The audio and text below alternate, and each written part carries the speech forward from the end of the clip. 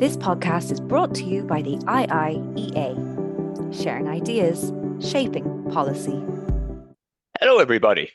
You are very welcome to today's IIEA webinar. I'm Seamus Allen, a researcher here at the IIEA, and today I'm delighted to be joined by Felicia Anthonio and Zach Rosson from Access Now for today's event, Internet Shutdowns, Endangered Communities, Silent Stories. Felicia and Zach will speak to us for about 20 to 25 minutes or so, and then we'll go to a discussion and a Q&A. You can join the Q&A using the button on the bottom of your screen.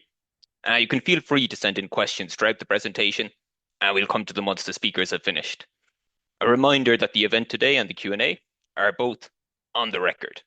I'll now briefly introduce our two speakers. So Felicia Anthonio is the KeepItOn Campaign Manager at Access Now. She's written and published widely on the subject of internet shutdowns, and she hosts the Kill Switch podcast on the same subject.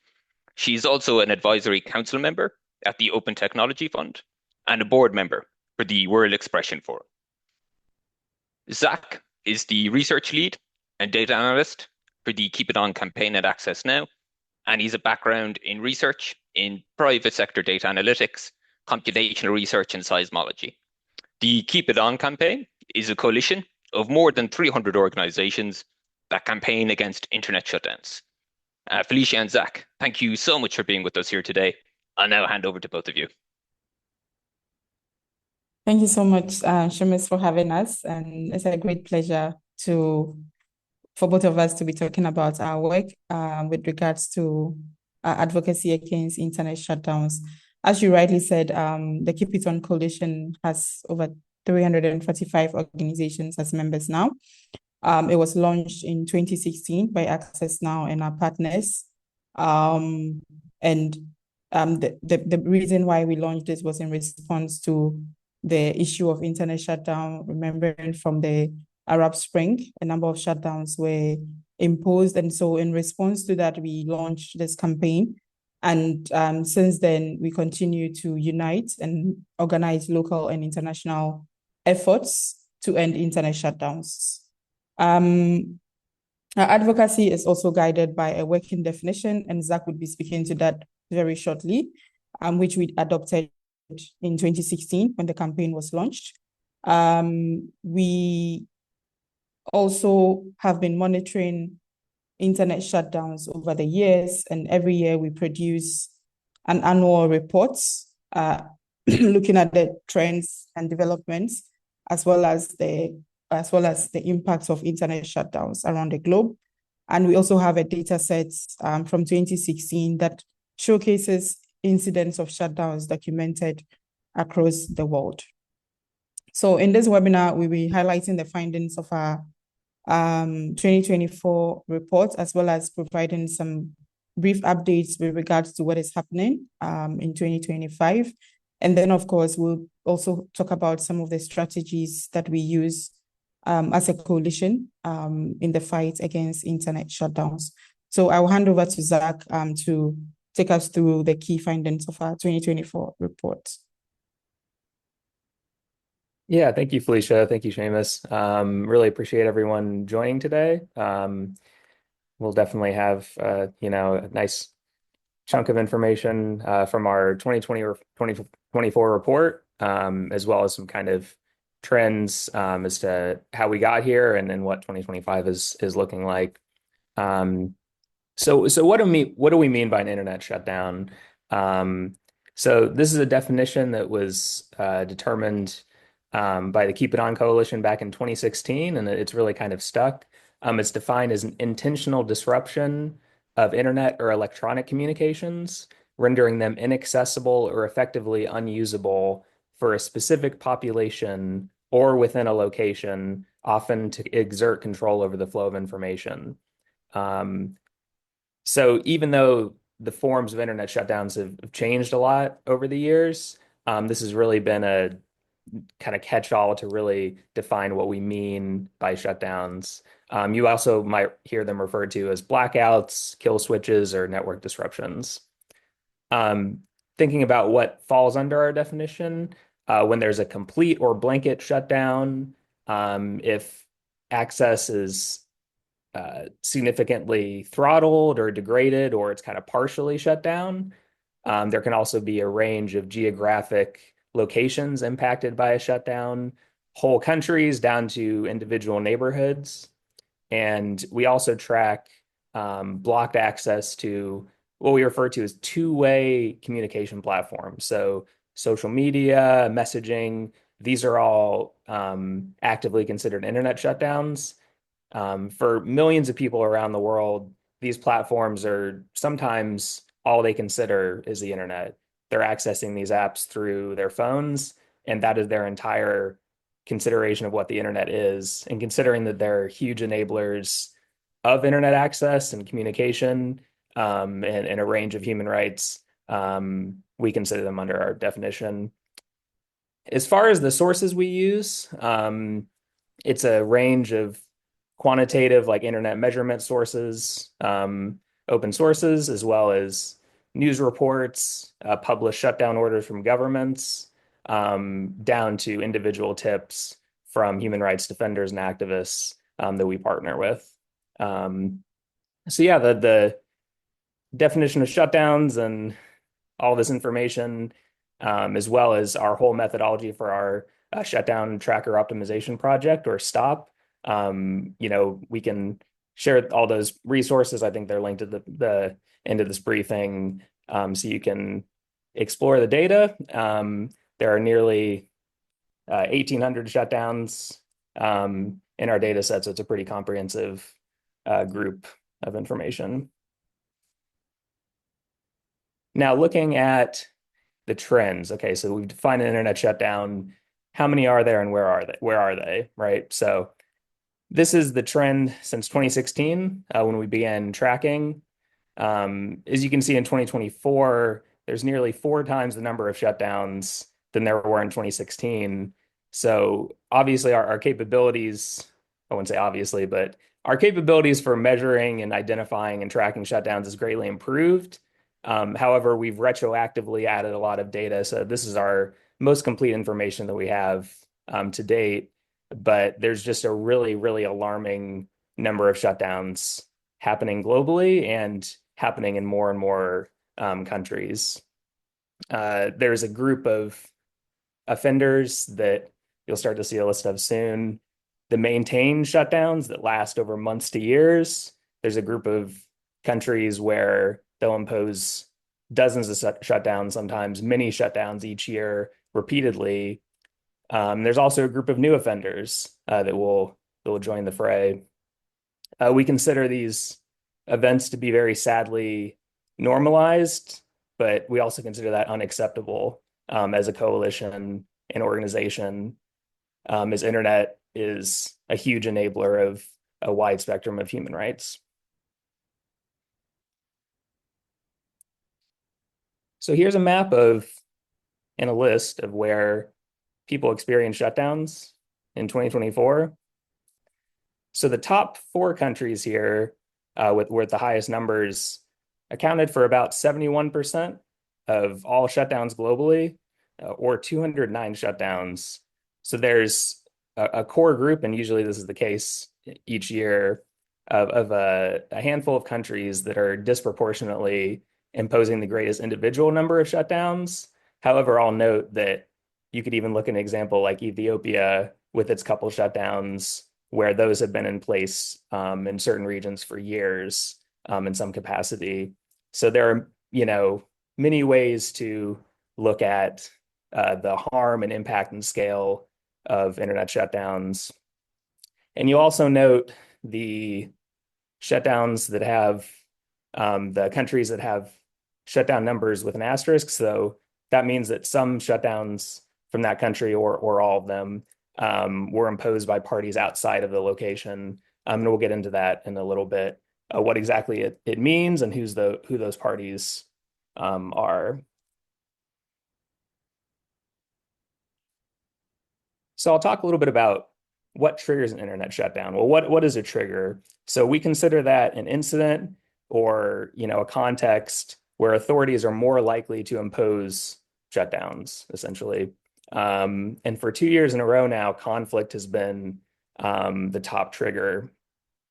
You can see it's significantly increased in the past few years in places around the world, which is a very alarming trend because through shutdowns and conflict, authorities typically shroud a lot of really heinous, grave human rights abuses, and including murder, torture, rape, and sexual violence, and sometimes apparent war crimes and atrocities in the darkness of the internet shutdowns.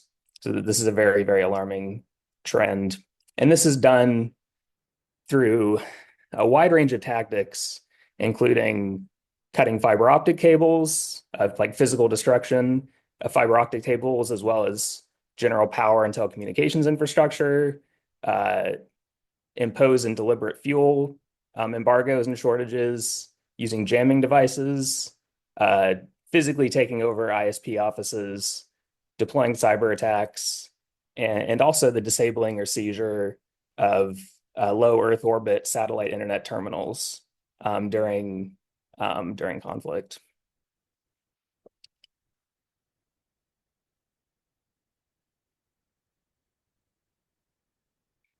I'll also add, and this is not just during conflict, but can be during other triggers of shutdowns, that of that whole set of nearly 300 shutdowns in 2024, 72 of these were coinciding with grave human rights abuses. So the use of shutdowns to enable and try to conceal atrocities is an incredibly alarming trend that we're seeing around the world.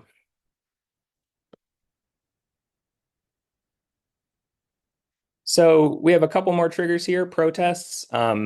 This has been a pretty common context for authorities to shut down the internet over many years. But we see very often that this technique is used to specifically target marginalized groups, perhaps during self-determination protests, but really a wide range of protests at all levels of engagement, sometimes smaller, more localized protests to entire national movements that authorities, reach for internet shutdowns and use different excuses like national security and different justifications to say why they're doing this. And there's just countless examples. So this is still incredibly common globally. Also during school exams, this is, I think, one that people might not be super aware of, especially in the Middle East and North Africa. There are significant internet shutdowns during the summer months to try to prevent exam cheating, which has been shown to be quite ineffective and a very, very disproportionate harmful measure while they're shutting down the internet. I think Iraq, they do nationwide shutdowns during exam days, which would be, pretty hard to picture how that would be effective. But then there's also a couple new countries like Kenya blocked Telegram the past couple years during their school exams. So we see that pretty consistently as well. Election-related shutdowns. So there was an uptick in 2024, partially a result of 2024 being a huge election year, but also there had been a decrease over multiple years, kind of contrary to some other trends we had seen with other triggers as a result of a lot of international outcry for how election-related shutdowns disrupted electoral processes, and there was a lot of international pressure building in that regard, as well as really successful campaigning, some of which Felicia will talk about in a little bit. But still, election-related shutdowns are still happening in all corners of the globe and are very harmful for democracy. So here are a few specific cases. So I was referencing cross-border shutdowns. And this became really prevalent in 2024, although it was happening in years prior as well, where perpetrators were implementing shutdowns outside of their borders, either in times of conflict or in other contexts during protests. So the first one would be the shutdowns imposed by Russia during their military campaign, illegal full-scale invasion of Ukraine, either through cyber attacks or the destruction of power infrastructure, with the intent of shutting down the internet, with huge damage for civilians. There's been a high number, I think, over 20 to 25 now, since October 2023, by Israel with their war on Gaza, that they, through a variety of methods, shut down the internet for Gaza, cut them off from the world entirely. And the ones in 2024 coinciding with where they're focusing their military campaigns. And for both cases, but particularly in Gaza, trying to conceal many atrocities against civilians.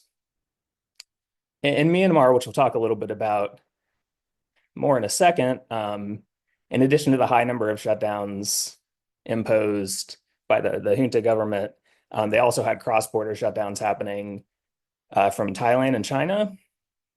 So with the situation there being pretty desperate to try to get internet access along those borders, a lot of people resort to using Thai internet providers or Chinese providers, and authorities on those side of the borders will shut down the internet, which is extremely harmful. One moment.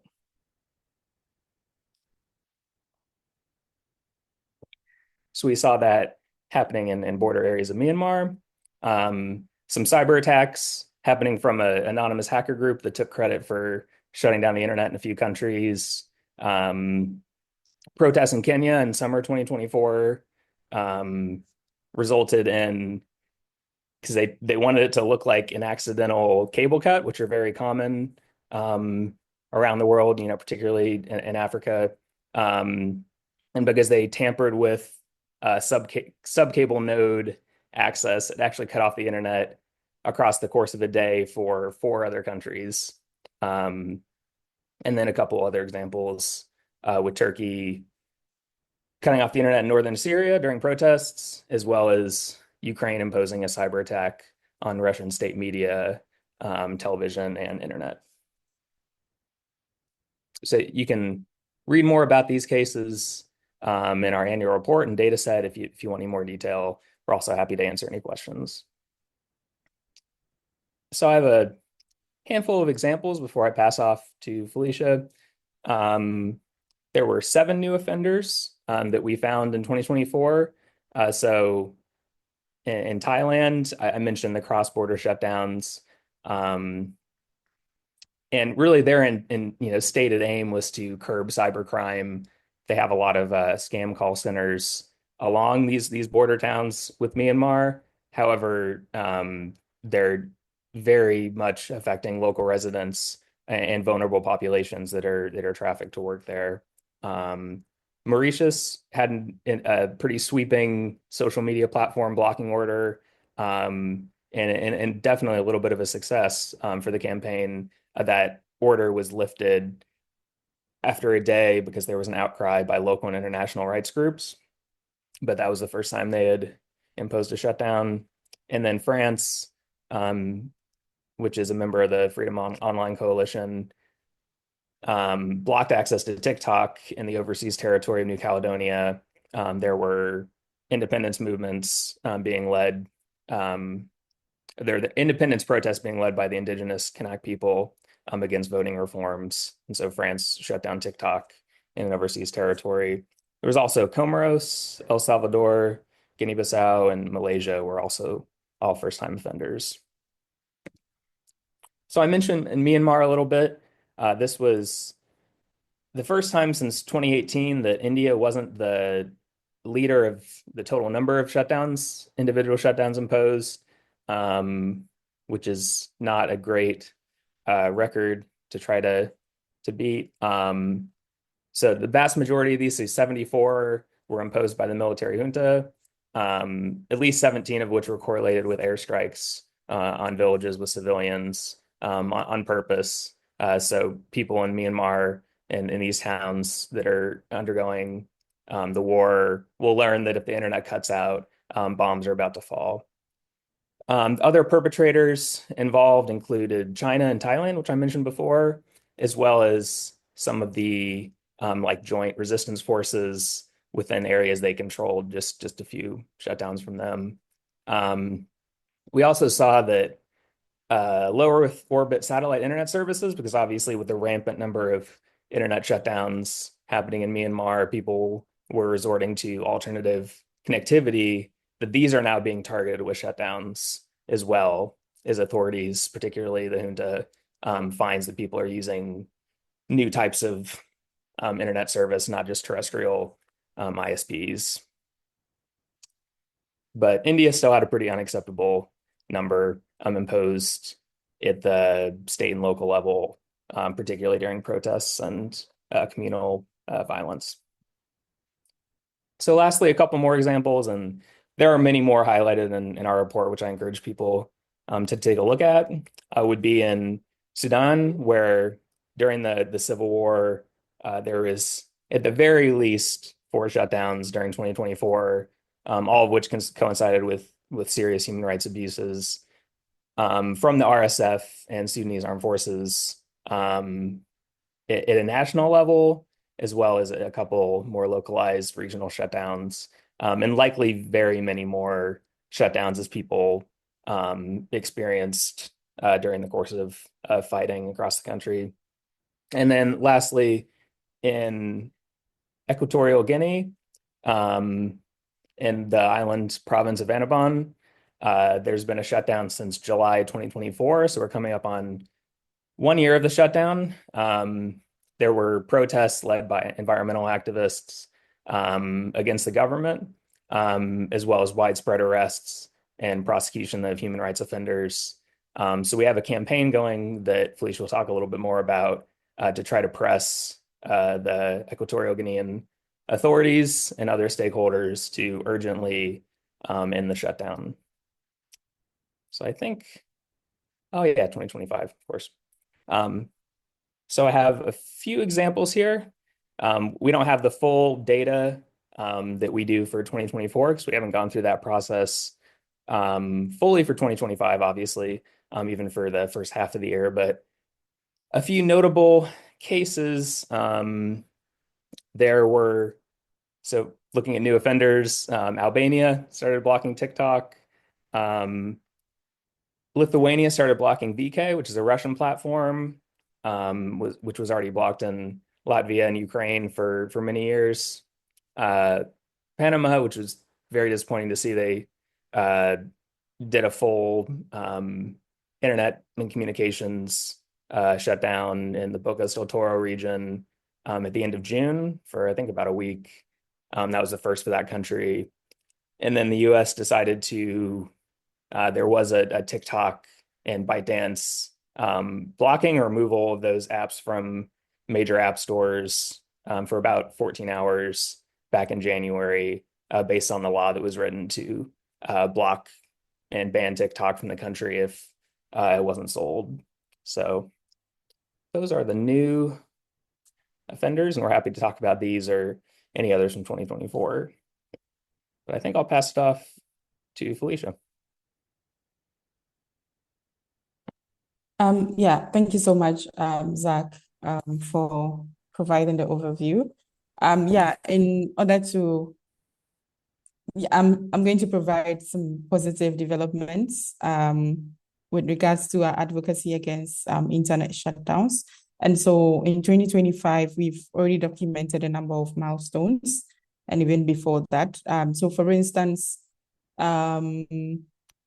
the Freedom Online Coalition has put out a statement affirming the importance of an open and secure internet access during armed conflicts, as Zach indicated. This is really important for advocacy because we've seen an increasing number of shutdowns being deployed during armed conflicts and the devastating impact that has on people. And so we really, really welcome this statement by the Freedom Online Coalition.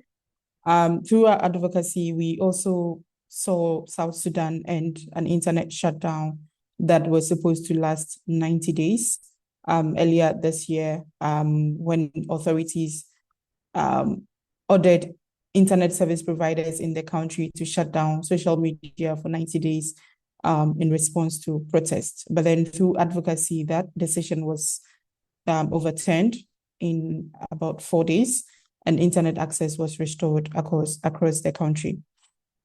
The KeepItOn Coalition partners have also recently welcomed a ruling by the ECOWAS courts denouncing the use of internet shutdowns by authorities in Senegal in 2023 and 2024. And this is the fourth time the ECOWAS court has condemned internet shutdowns and upheld fundamental rights following civil society litigation against governments with examples in Nigeria, Togo, and Guinea. And then also we have our partners in and out of Kenya that have filed a lawsuit against the government of Kenya and ISPs in the country following shutdowns in Kenya. Kenya used to be a leading example of countries that had not deployed or used internet shutdowns. But in recent years, it's been a different story. Since 2023, 2024, and even this month, during protests, we've seen the government impose internet disruptions. And so in response to this, the High Court also has issued orders preventing the governments from shutting down the internet pending the determination of the case. But unfortunately, this wasn't the case because we have documented recent shutdowns in Kenya in connection with the ongoing protests in the country. Next slide, please, Zach. Okay, so as Zach mentioned, in response to prolonged shutdowns in Enboldened, which is a very tiny island in Equatorial Guinea, Access Now and the KeepItOn Coalition just launched a campaign last week, and we are demanding international community to join us in demanding an end to the ongoing shutdown that began in Enboldened in July 2024 and is still ongoing. We do not want this shutdown to hit the 1-year mark, and so we are galvanizing all the support that we can to push back. And so we have a petition that is still open for sign-ons for those who are interested in supporting, as well as a blog post that highlights the impact of the ongoing shutdown on people in the island and even outside the island, that you can read more to understand the context and supports our calls for an end to this very, very concerning situation in Enboldened. Next slide. Okay, so I am just going to run through an initiative we call the Election Watch Initiative, and just to give a sense of how we work, or some of the strategies we use in pushing back against shutdowns. So this is the only campaign initiative that allows us to prepare in advance, given that most of the triggers of shutdowns are unpredictable. And so most of the time we respond rapidly, but with the Election Watch Initiative, we are able to plan ahead in order to engage with various stakeholders and to ensure that the internet is kept on during electoral processes in countries. We use strategies like open letters, capacity building trainings, stakeholder dialogues to ensure an open and secure internet throughout electoral processes. The campaign has also continued to underscore the importance of internet access and digital platforms throughout electoral processes and the role they play in ensuring fairness, credibility, and transparency of elections. And over, we've seen how people contest election results whenever the internet is targeted in countries across the world. Next slide. So we've monitored over 30 countries that have gone to the polls, including Senegal, the DRC, Cameroon, Tanzania, Venezuela, Russia, Azerbaijan, Zambia, and Iran through open letters and statements. And our advocacy has actually resulted in election-related shutdowns being documented in countries like Ghana, Kenya, Benin, Bangladesh, Nigeria, the DRC, Sierra Leone, and Gabon. And Zach mentioned a recent development in Mauritius, where we were able to put an end to a shutdown that was supposed to last longer. And then also in Zambia, we got authorities to lift shutdowns that were in place. For instance, in 2024, last year, we welcomed also commitments by authorities in Bangladesh to keep it on prior to elections. And then, of course, this was followed throughout the elections. But unfortunately, later in the year, we saw the government imposing internet shutdowns to call protests that happened in the country. And there's ongoing investigation into that particular internet shutdown. And we are hoping to see perpetrators of the shutdown in Bangladesh being held accountable. Next. Yes. Through our advocacy and engagement with the Freedom Online Coalition via the Task Force on Internet Shutdowns, which was launched in 2021, we also got the FOC to publish a statement towards the end of 2023. And this was timely ahead of the year of election, which we observed in 2024. And so it was important for us to have the statement from the Freedom Online Coalition. And then in March 2024, we also had the African Commission on Human and People's Rights also adopt a resolution on election-related shutdowns and appealed to member states to refrain from imposing internet shutdowns during elections. All right, so this is one of our trainings we had. I think this was in Ghana ahead of elections to engage with civil society and media to be aware of internet shutdowns and to push the government of Ghana to uphold fundamental rights. And this was the case throughout the elections in Ghana.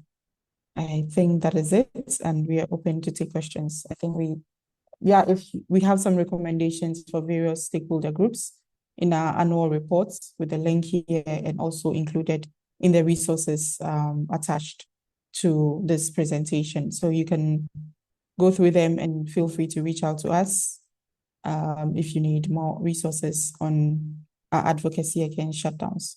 All right, happy to take some questions now.